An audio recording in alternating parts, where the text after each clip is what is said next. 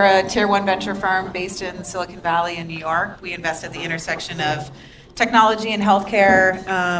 Some of our companies are leading the AI revolution. We're led the Series A in Perplexity, and we invest in all the infrastructure down to the foundation models for a lot of these AI companies. So seeing amazing, incredible companies come across our desk every day. And as a marketer and leading marketing for the firm, I play around with a lot of these companies and the tools that they have. Hi, I'm Cory Treffiletti. I like her job. That sounds awesome. I'm CMO for a company called Rembrandt. We use AI. We have a process we call regenerative fusion, which we use to insert brands in post-production into creator content, CTV content, et cetera, to create realistic in-scene media and virtual product placement. And we've been doing it for about a year and a half now. I've been a CMO a few times. We've sold a couple of different companies with this same team, and I'm happy to be here as well. So thanks. Hi, everyone. I'm Jennifer Barkley. I'm the VP of Commercial Marketing for Visa on the acceptance solutions side. Most of my marketing career has been going into legacy organizations like Sabre, IBM, Visa, orgs that have been around for a really long time, and helping them rethink and reimagine how they go to market. So I'm on the acceptance solutions side, meaning we aren't on the card side. This is how the technology and the infrastructure runs that helps merchants and banks and financial institutions and fintechs accept payments. So good to be here with you all. Amazing. I'm your esteemed moderator, Tye DeGrange. I'm the CEO of Roundbarnlabs. We're a performance marketing agency. We've leaned in heavily to affiliate and influencer marketing, and we've been fortunate to work with some great tech brands over the years, from Nextdoor to MetaQuest to Grammarly and Atlassian. So tech is definitely something we are near and dear for us. And I have the pleasure to host my Always Be Testing pod right here at the Capital Factory. And so it's fun to see familiar faces and the Capital Factory team roll out the red carpet for everybody that's in the audience tonight. So hopefully there's some good insights for everybody to take away. And speaking of insights, let's do a quick poll. Who here is a startup? Okay. Fortune 500, bigger company? Don't be shy. Maybe mid-tier, in between? And on the AI side, who is adapting and utilizing AI tools right now? Amazing. And who is utilizing them in their marketing? Awesome. Love it. So wanted to set the stage by talking just some of the observations we've had as a group and talking through some of the things that we're witnessing now before we jump into the questions of the panel. So HubSpot's saying that 80% of startups using it. We're seeing that here in the panel. I don't know if you've seen Kieran Flanagan on HubSpot, an amazing SVP in terms of his knowledge of the space and how it's impacting content marketing. It's starting to certainly take over his workflow. He's using it a ton. On my pod, I observed Intellimise. They were acquired recently. They're an A/B testing tool, fully using AI into their workflows, so you can A/B test on any website. I think many of us know and are well aware of what's happening with Meta and Google in their ad targeting and using LLM, multiple language models, especially with Performance Max.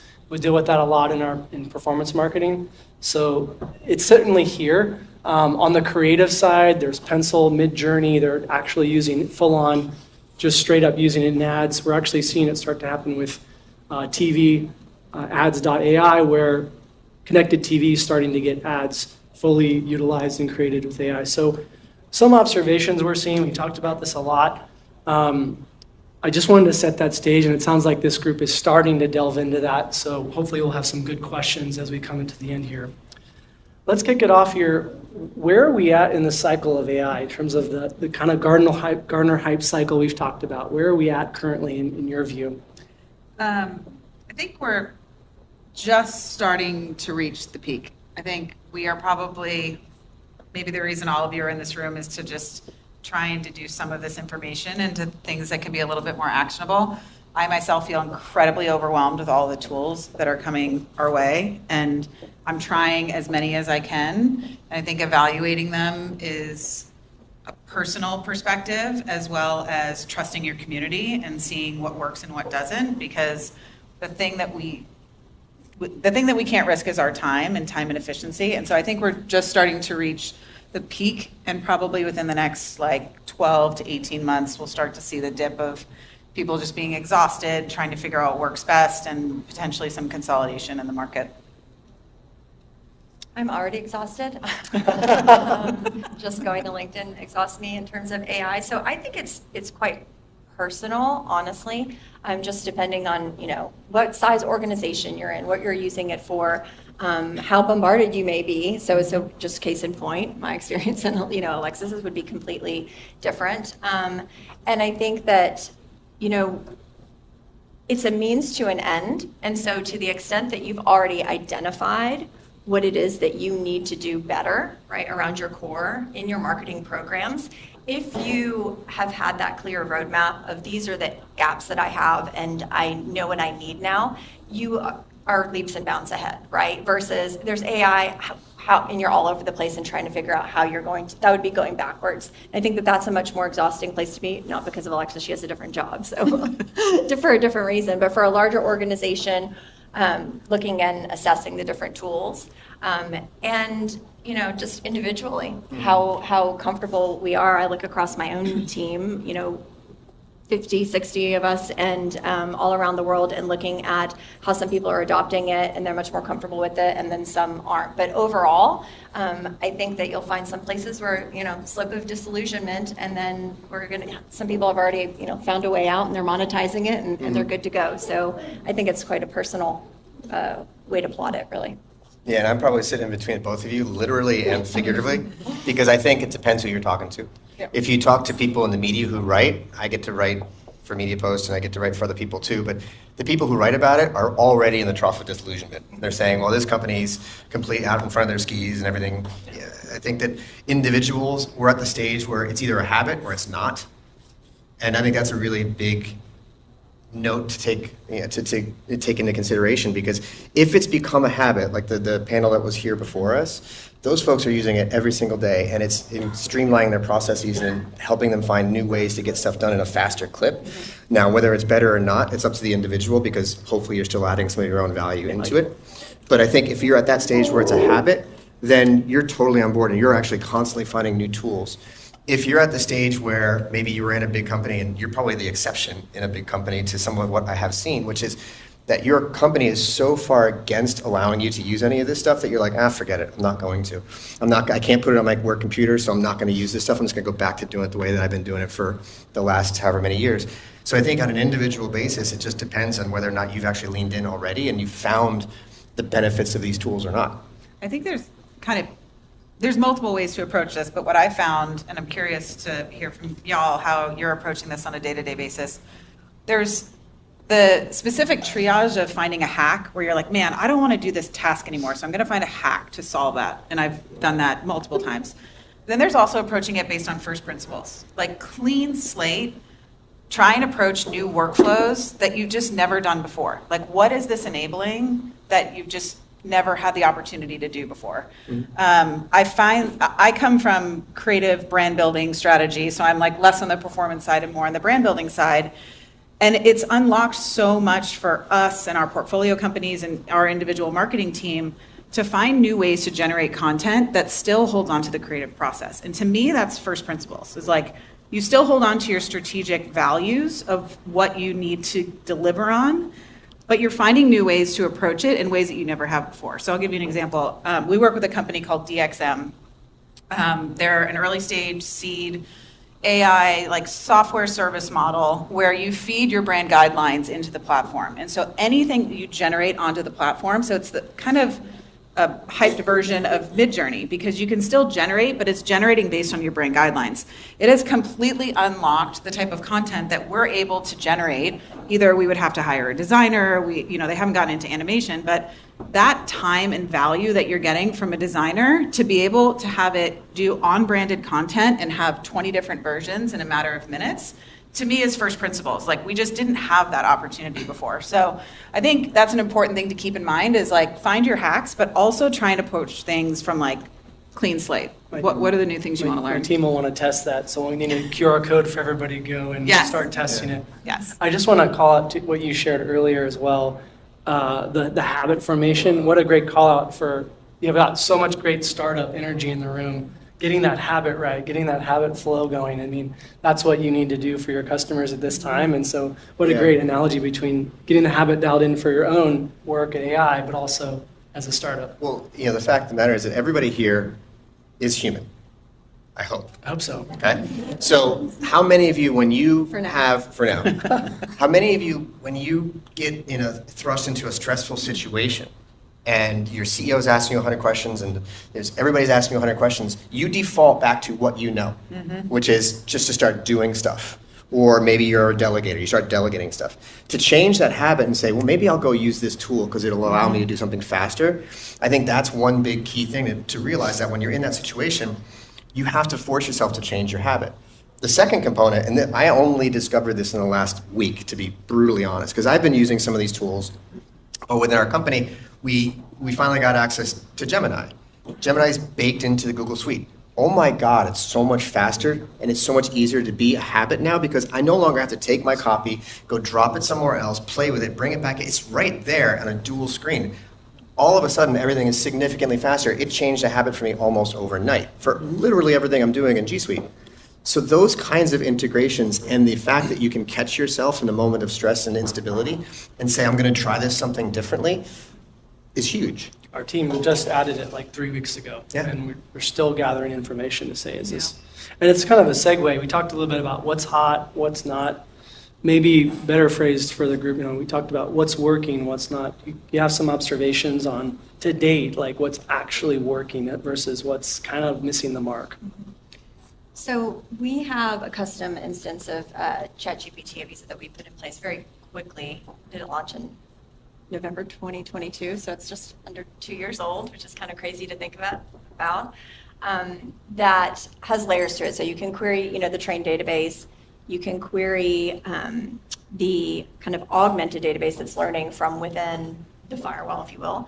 And then you can even just upload your own mini document library and get in there and just do it for very specific tasks.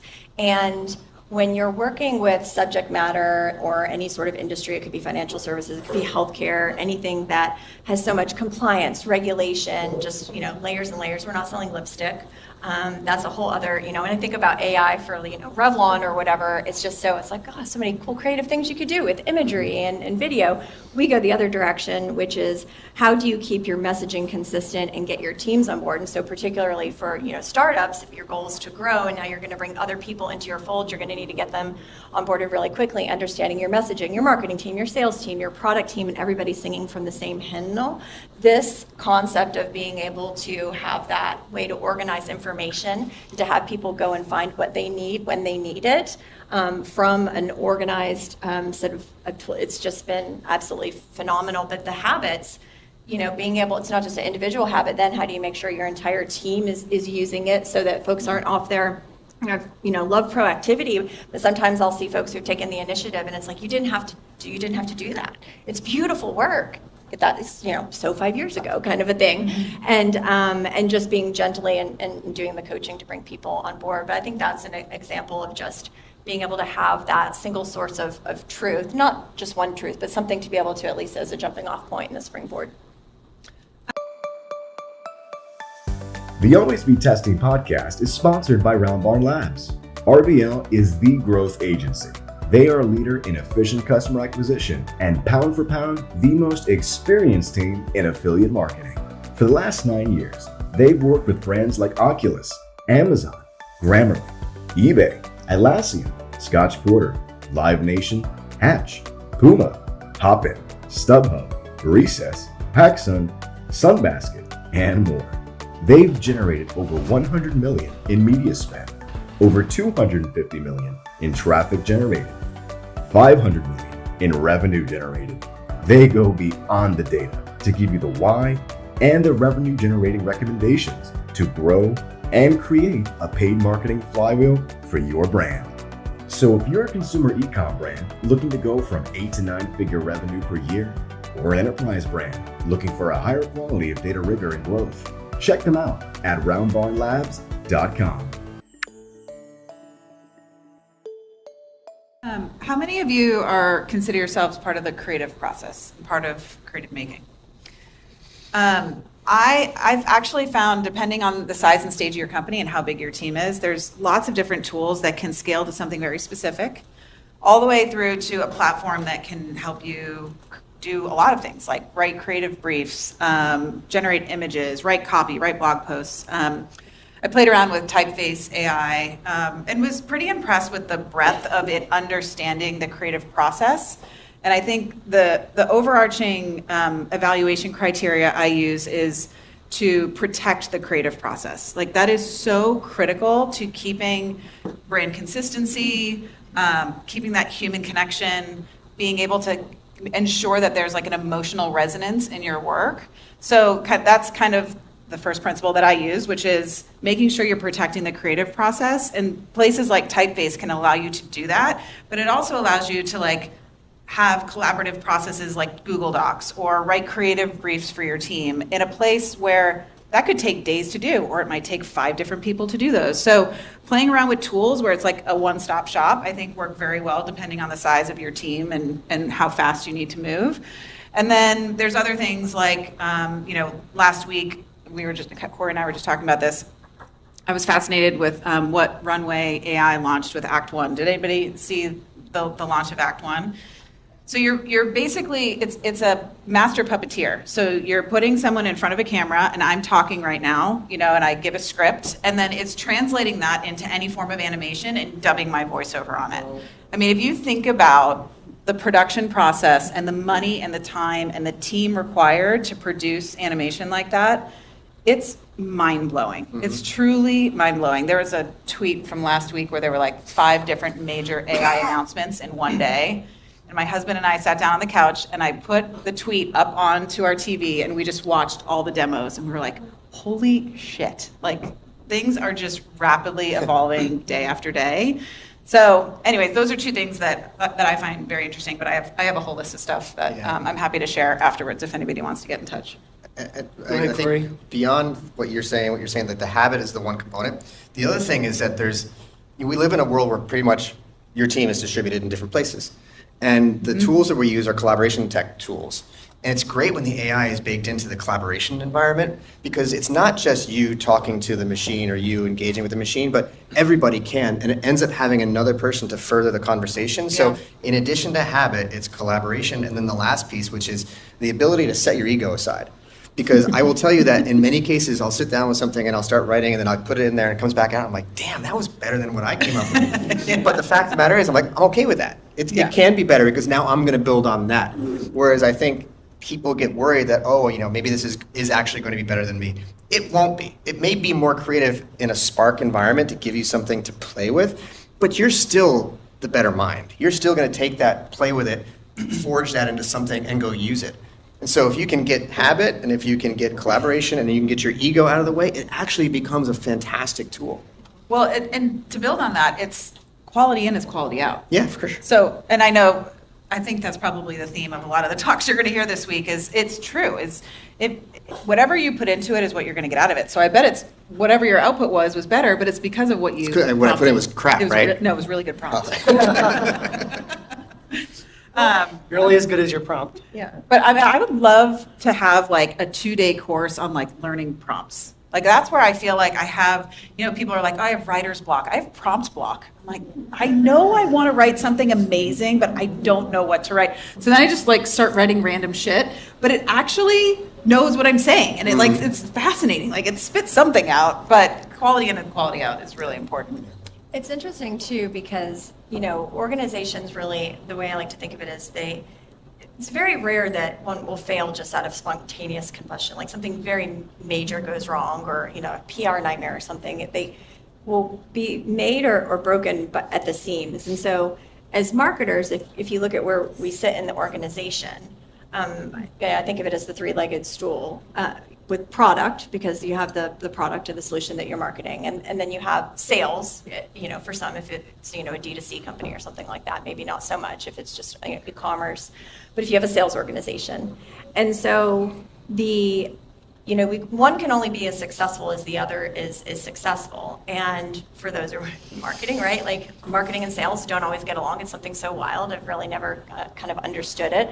But one of the things that we found, we started to have a happy accident is we started to take a new approach to our campaigns where we were having like too many leads that more than our sales team could follow up on. And so we were able to take, our ABM tool that we were using and then procure an intelligence platform for sales to use, to bring them on board, to help them think in terms of account-based marketing, to say, we have to do this together. We have to be a single revenue driving organization. It can't just be marketing over here doing cool stuff, and then if sales is, the stool starts to get very wobbly. So I think that's another way to think about collaboration is to the extent that you have a data set that's hopefully clean, because crap in, crap out not just applies to prompts, but the idea that you can just become much more enlightened across the org when you have that single view of the buyer, of the journey, and you can eliminate some of the breakage that could happen between the gaps. And so as you're thinking about what AI looks like in marketing, I would encourage you to expand it beyond just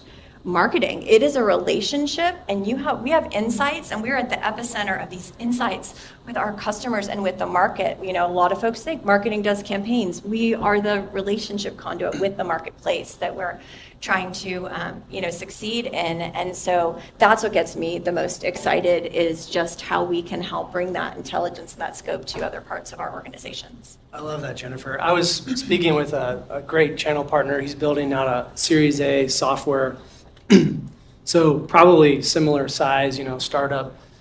And I was blown away by how much he's already adopted, basically utilizing Claude, getting existing customer data, poured it in. We talked a little bit about the mechanics of that, but basically being able to run queries against that, just make your querying game so much more easily facilitated across the organization to say, okay, is this person likely to retain? Is this person potentially churning? Mm-hmm. And for the early stage, I think that thinking in those terms and just really being willing and able to go further down that adoption, I think is really exciting for that earlier stage business. Yeah. I think the customization piece is important, and I think you do it a lot at Visa because you have your own augmented pieces. Mm-hmm. But I think it's becoming more mainstream where within ChatGPT you can create your own custom LLM, and then you can tie a RAG into it, which is where you can put all of your data that's customized and unique. And that's becoming democratized. Before, that was large corporations could leverage RAGs and have development teams that could use that. Now it's becoming more mainstream. Like I watched a TikTok on like how to build your own RAG and custom LLM last night. I was like, sweet, now I know how to do it. Different than what my kids watch on TikTok. Right, yeah, that's true. My husband was like, you're doing something right.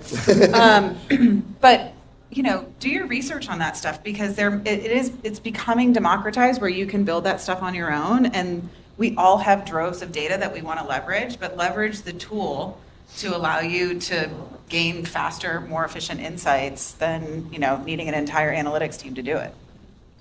Any other must-have tools maybe from the audience? Maybe anything that you all have observed that is a must-try, must-test? I like Notebook LLM. Oh, yeah. Notebook LM. Yeah.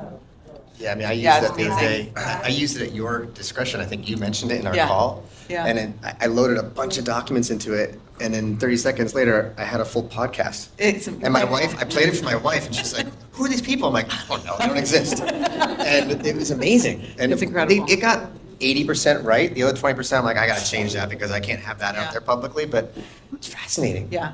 But you can keep feeding it. Like Yeah. you just keep having a conversation with it, and it just continues to optimize. It's really fascinating. If you haven't tried it yet, give it a try. Are there other marketing campaigns that have been live or maybe early, or where it's like, wow, AI was instrumental in making that a successful marketing campaign? Is there any examples of that? I feel like, Cory, you're kind of at the epicenter of Kind that of in that with space. rolling out that for brands. I mean, there's definitely a lot of campaigns where, I'll say this. There's a lot of campaigns where people made mistakes using AI. I think that the issue with AI in advertising and marketing has been people were trying to use it and not tell the audience that they were using it. Yeah. And then they were getting called out for it immediately because it still looks somewhat fake. You can tell whether it's a piece of writing or a piece of video if an AI did it versus a person. Yeah. Now, I think is more interesting on the flip side of that is that the creative teams that I'm aware of now, including my own, is that I will go mock something up using one of those tools and give it to them, and they'll go and continue to refine it. And they'll actually do stuff inside of the video editing softwares or in Adobe, et cetera, to go and edit it so that it is exactly what we need it to be. But I've taken it to a point where, and I'm not a designer, I've taken it to a point where they don't have to read my mind as to what needs to be done. They can actually go and execute with their skill sets and their expertise. To me, that is fascinating. You know, on the flip side of that, like I think one of the things that's also really interesting is that the AIs themselves don't do well with real physical constraints. You can't put a brand into it and say, I want this brand to be in this video doing X, Y, and Z. It doesn't do that well. It hallucinates too quickly and too easily. And I was mentioning earlier that my CTO explained to me that if you put a prompt in saying, I want a black cat in a living room in front of a window, you'll get that. If you tell it you want my cat sitting in my living room in front of my window, you can't get that because it puts too many constraints. It's why brand advertising doesn't work yet.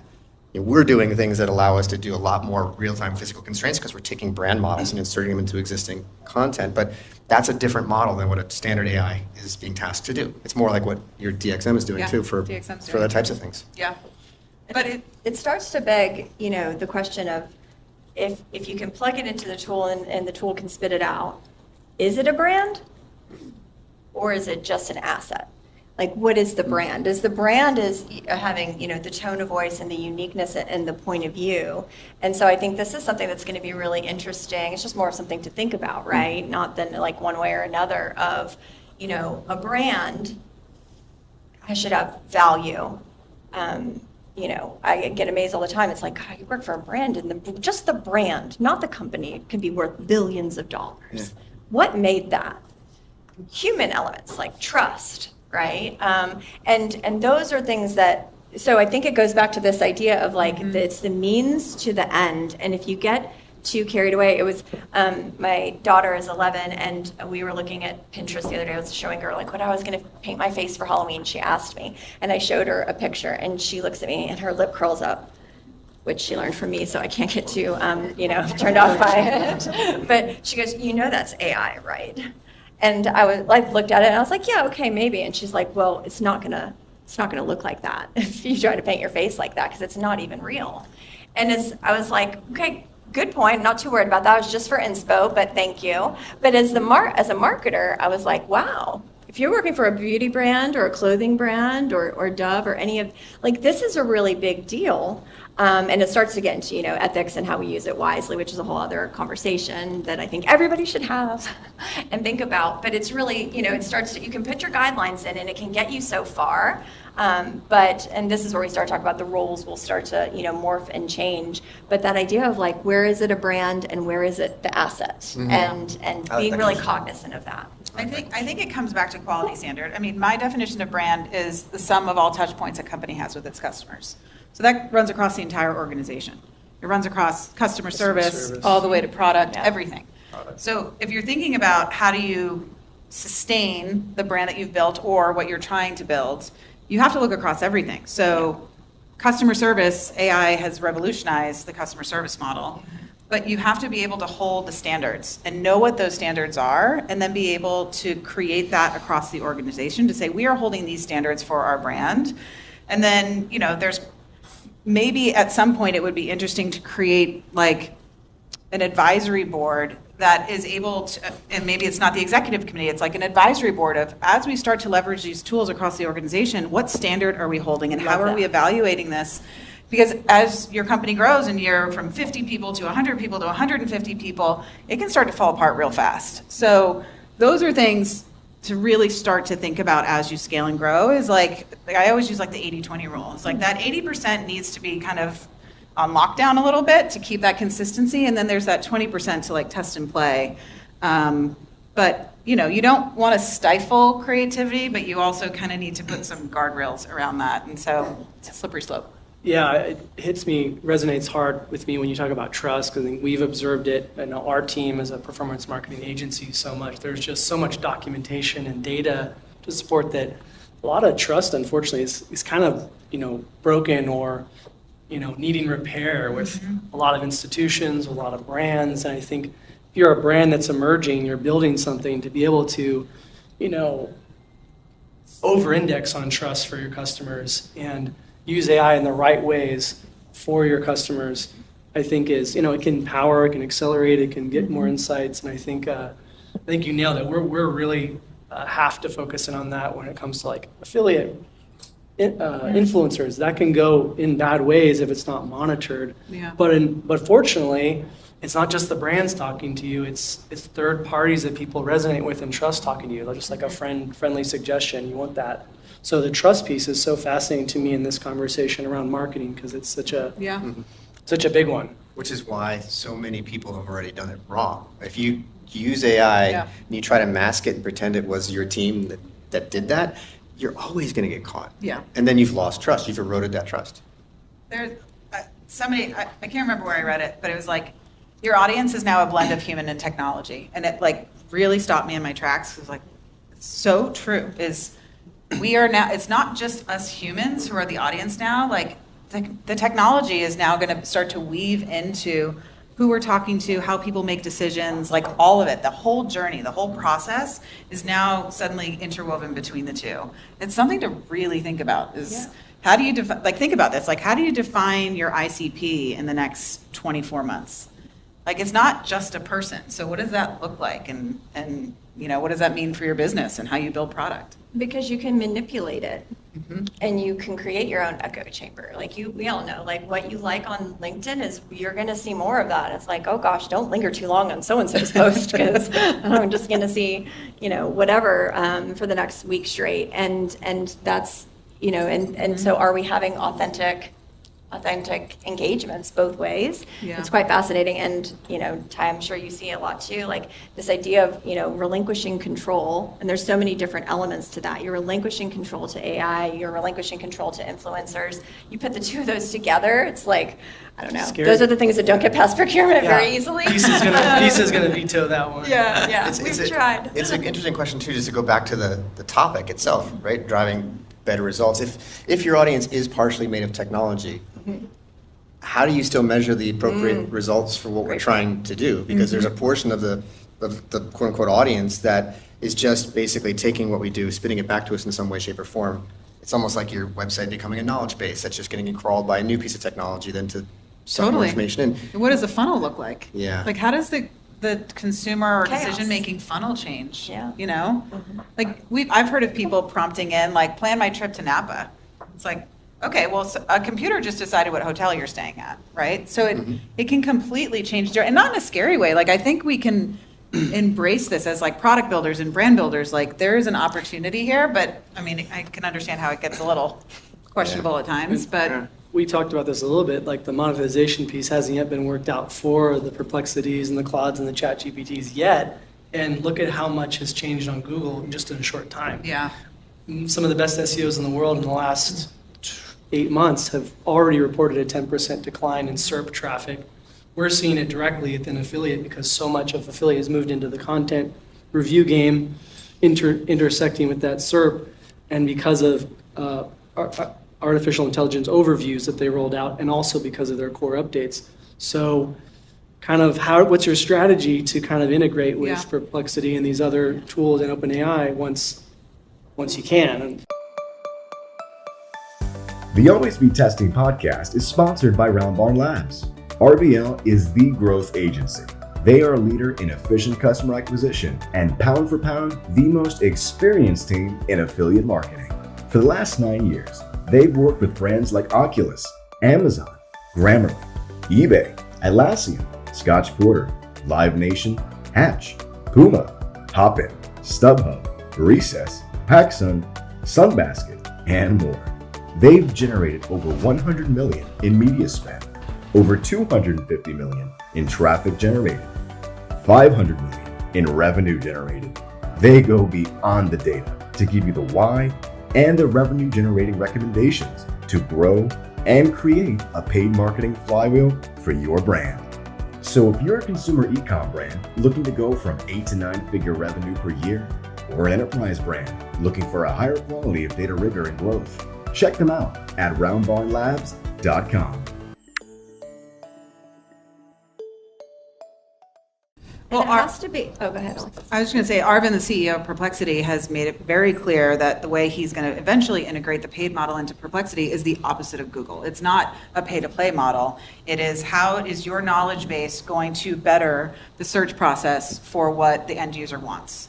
Now, that is obviously going to evolve over time, but he has a very clear importance of not falling into the Google trap. And there's a lot to learn from that. I mean, SEO works very well, and it has for many years, but I think all of that is about to Right. change. Easier said than done, but As very the- compelling. Yeah, yeah.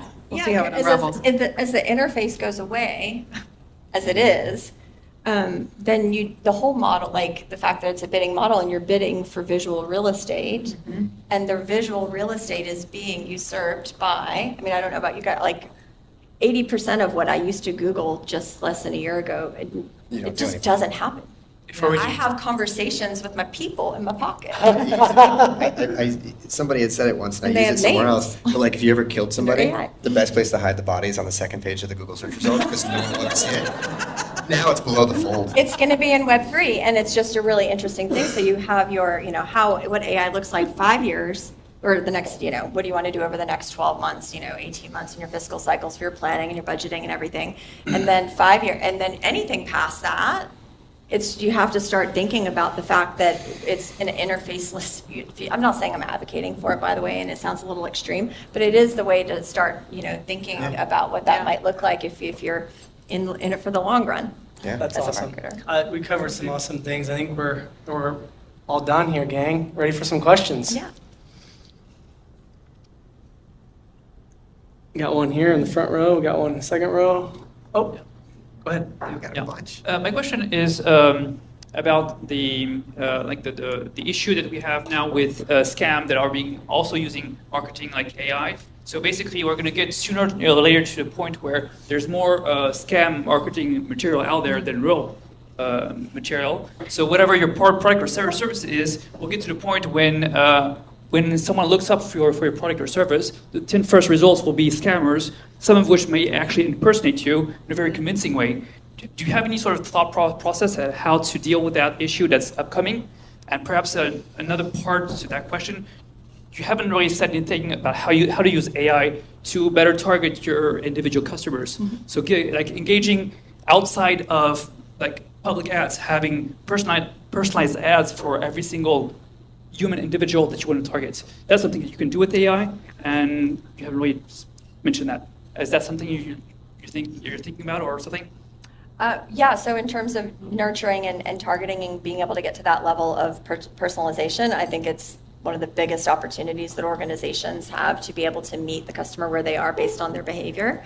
Then nurture them through based on where they are in the buying cycle to make sure that we're not guessing. I mean, right now we do a lot of guessing. You have to have some part of your awareness, some part of your consideration, some part of your choose running and firing at all time, and then you're just hoping that people are finding the right thing at the right time. We're using firmographics and other performance marketing tools, but I think that that's an area that can just take out so much of the noise and make us so much smarter. And then the fraud, a huge part of my portfolio is for payment fraud, right now, and just the opportunities for being able to have other solutions that are gonna, some jobs are gonna not be done the same way anymore, and other ones will emerge. And I think the first thing that you hit on is an area that we're gonna have to start saying, I don't have a solution for it today in terms of scam, but it's absolutely a problem that's gonna need to be addressed.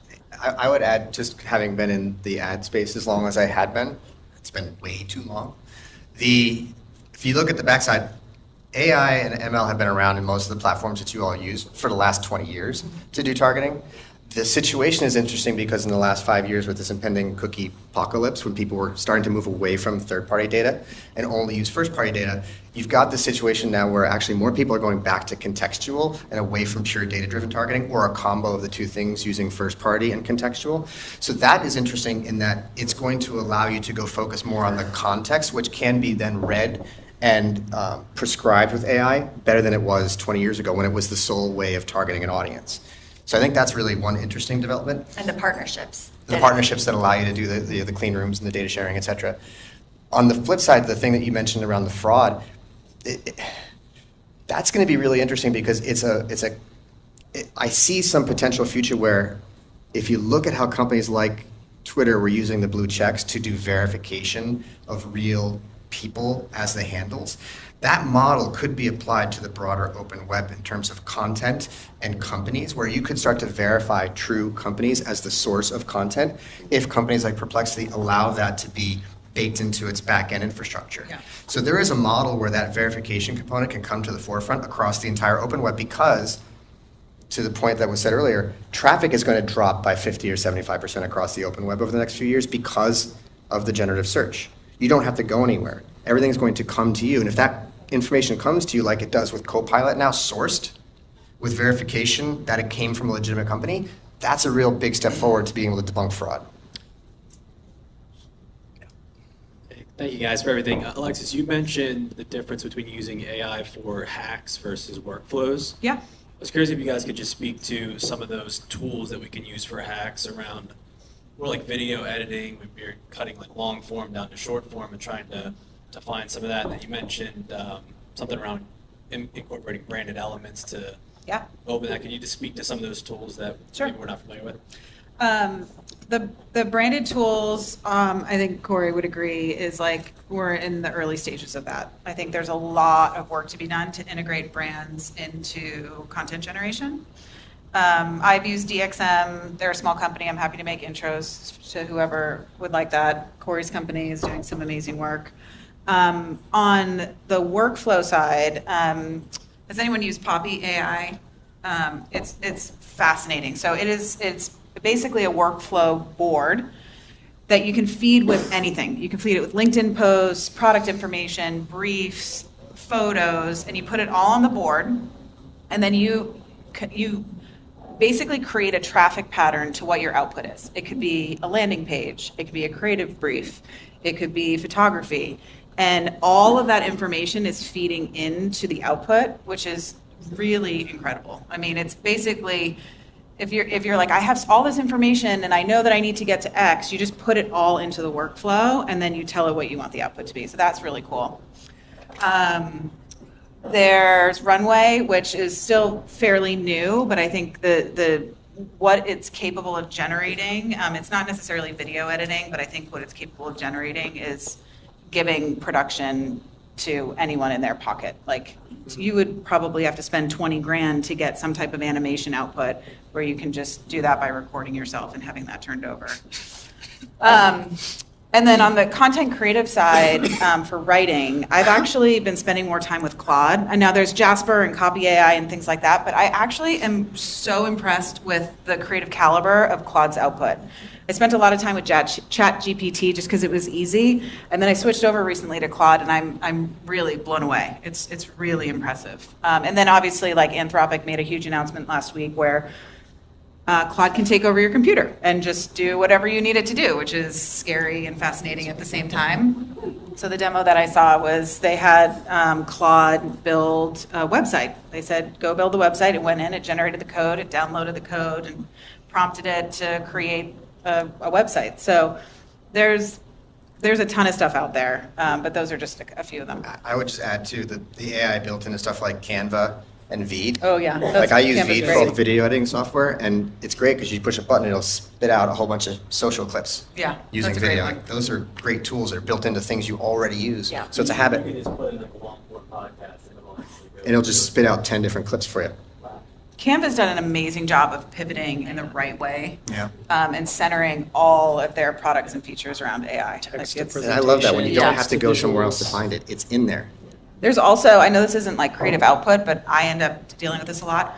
There's a company called Gamma that creates PowerPoint presentations for you. You literally tell it the topic, and it will create the content and design the PowerPoint for you. And so I've used that just as like a starter, because again, like, who wants to stare at a book? It's called Gamma.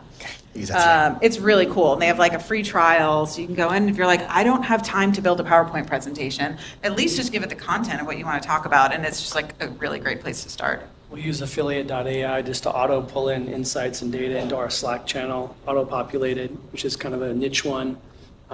Jasper, you mentioned, Yeah. Canva's a great one. Oh, the other one is Napkin AI takes text and generates it into charts. I am terrible at chart building, but if you just literally say, this is the data, it will create charts for you, which is really cool. Actually, I'll give you another one too. I love this game. Promo.com. You can go there and basically type in 2 or 3 lines of text, and it'll spit out a whole bunch of social media posts with video or without video and animations, and you choose the ones you like, download them, and you're off to the races. Oh, that's cool. All right, If we you're have doing time media- for one more question. We could go all day. Yeah, I was We're gonna have to be on Ty's pod for a part 2. better stop us now. Thank you. I would love to hear from each of you how how is AI leveraged in the high-level decision-making process? Sorry, say that again. In decision-making? High-level decision. Can you give an example of, Sure, just leveraging AI data for marketing strategy and then whether it's during a campaign or product launch or roadmap. I mean, I'll be blunt, we don't use it to make decisions. Like, it's a great way to basically quickly aggregate the information you want into a good visual way, but I'm never going to let it make a decision. I have used Notebook LM to aggregate data. So like I've had just droves of data or Excel spreadsheets that weirdly you can't upload in Excel to Notebook LM, so you have to turn it to a PDF. But I've used it just to synthesize like hundreds of cells of what should I be doing with this, and then you can just keep asking it like prompts to say, how would I handle X, or what should I do with this? So, I've just used like aggregators to just try and distill data. But I agree, is like, you're using it to help you inform and make better decisions, but it's more of an efficiency play. Yeah, it's the gather data. So Yeah. Save yourself some time. I'll use it to challenge my own biases. So if I feel like I got this, like fast decision making, great. And it's like, what are the things that I'm not considering? What's the worst outcome that could possibly happen, to try to think through and try to augment, decision making. It's not anything that's going to be completely outsourced, but I think that's one of the themes of this session, is that you kind of have to know what it is that you're going after before, you bring in these tools. So, yeah, I'd answer that. Yeah, I think the use case I mentioned earlier, where they were utilizing Claude and getting a lot of their early customer data in there and asking it questions similar to what Alexis said, I think is really helpful and helps you kind of dig deeper on like, okay, what is this large data set? What are the trends? What are some of the data that we're seeing? What are some of the blind spots that we're not seeing perhaps, and just making that gathering a little bit better and maybe cleaning it. You got to have clean data. You got to have good inputs. You got to be able to make some real. It's nothing if you can't make some conclusions around it, or some determinations, or some next steps. And I think you brought up a good point. That kind of underscores that we've got to have the human judgment and the taste and the strategy and the vision. Without that, it doesn't really matter if you're using the best tool in the world. Yeah.